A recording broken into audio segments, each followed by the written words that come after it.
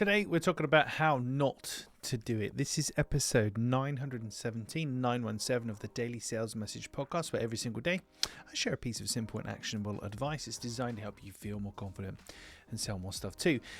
And today I want to tell you about how not to do it. I was invited on a sales call recently. This person sent me multiple DMs, and eventually they said something that piqued my interest.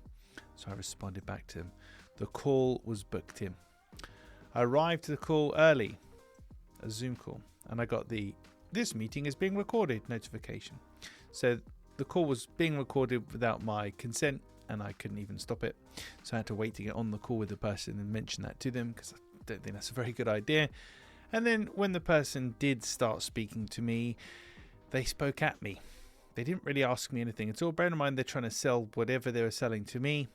They told me how great they were, how excited they were about this and that, and blah, blah, blah. It was literally 25 minutes of them unloading on me.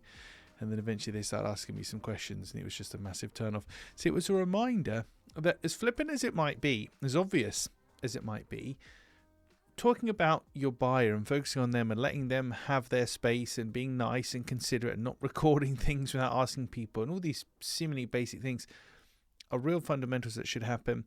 And they're just not for some people. And this person complained that they'd had great difficulty doing this and doing that. And I started thinking, well, I'm not surprised. I'm not surprised by how you conduct yourself. So the moral of the story here, and this is definitely a telling off episode, is first of all, don't record calls without telling or asking people in advance. It's just weird. Secondly, don't talk at your buyer. Ask them questions. Make it about them. Make it of interest and value to them, because otherwise it's going to be a huge turn off and they'll create a podcast episode complaining about you.